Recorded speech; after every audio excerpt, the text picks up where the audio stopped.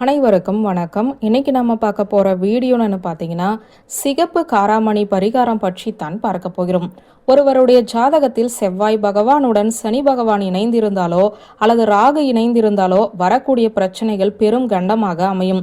தோஷம் பெற்ற இந்த ஜாதகக்காரர்களுக்கு எந்த மாதிரியான தொந்தரவுகள் வரும், அதிலிருந்து விடுபடுவதற்கு எளிய பரிகாரம் என்ன, இதை பற்றிய ஒரு ஜோதிடம் சார்ந்த தகவலை தான் பார்க்க போகிறோம். செவ்வாயுடன் சனி இணைந்து இருந்தால் விபத்துக்கள் நேரலாம், அறுவை சிகிச்சை செய்வதற்கு வாய்ப்புண்டு, கோபம் அதிகரிக்கும், இதனால் அமைதிக்கு பங்கம் விளைவிக்கும், கணவன் மனைவிக்குள் விரிசல்கள், சண்டை சச்சரவுகள் எப்போதுமே இருக்கும், தொழில் ரீதியான தடைகளும் கடன் சொத்து தகராறுகள் போன்றவையும் நாம் சந்திக்க நேரிடும். உடம்பில் ஏதாவது ஒரு வலி, மூட்டு சம்பந்தப்பட்ட இடங்களில் பாதிப்புகள், காயங்கள் போன்றவை இவர்களுடைய இணைவால் ஏற்படக்கூடிய பிரச்சனைகளாகும். செவ்வாய் பகவானுடன் ராகு இணைந்திருந்தால் அதுவும் தோஷமாக சொல்லப்படுகிறது. கோபத்தை அதிகரிக்கக்கூடிய சேர்க்கைதான் இது.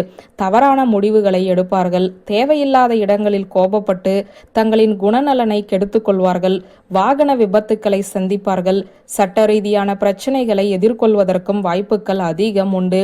வம்பு வழக்குகளில் ஈடுபட்டு சாதாரண வாழ்க்கையில் இருந்து விலகி சிக்கல்களை உருவாக்கி கொள்வார்கள், குழப்பங்கள் அதிகரிக்கும், போதை பழக்கத்திற்கு அடிமையாவார்கள், தவறான உறவுகள், திருமண தடைகள் போன்றவற்றையும் சந்திப்பார்கள்.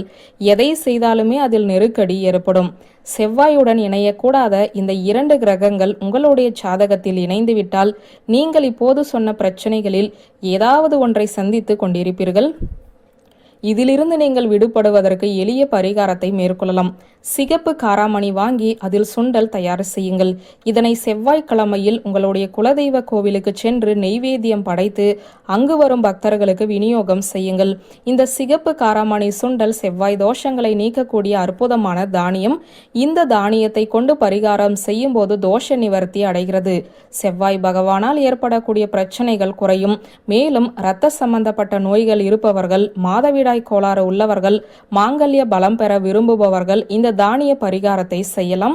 கோவிலுக்கு செல்ல முடியாதவர்கள் நவகிரக சன்னதியில் செவ்வாய் பகவானுக்கு சிவப்பு வஸ்திரம் சாற்றி இந்த சிகப்பு நிற சுண்டலை நெய்வேத்தியம் படைத்து பக்தர்களுக்கு தானம் செய்ய வேண்டும். விபத்துக்கள், அறுவை சிகிச்சைகள் போன்றவற்றை மேற்கொண்டவர்கள் தொடர்ந்து அதுபோல நடக்காமல் இருக்க இந்த பரிகாரத்தை செய்து பயனடையலாம். அறிந்தும் அறியாமலும் செய்த பாவங்களுக்கு உரிய தண்டனைகளை அனுபவித்து கொண்டிருப்பவர்கள் அதற்குரிய பரிகாரங்களை செய்யும் போது மேலும் மேலும் பிரச்சனைகளில் சிக்காமல் தலைக்கு வந்தது தலைப்பாகையோடு சென்றுவிட்டது என்பது போல நிம்மதியாக இருக்கலாம். வாரம் செவ்வாய்க்கிழமைகளில் இந்த பரிகாரத்தை செய்து வாருங்கள். செவ்வாய் பகவானால் ஏற்படக்கூடிய தோஷங்களில் இருந்தும் பிரச்சனைகளில் இருந்தும் விடுதலை பெறுங்கள். வியூவர்ஸ், இந்த வீடியோ உங்களுக்கு பிடித்திருந்தால் லைக், கமெண்ட், ஷேர் பண்ணுங்க. நன்றி.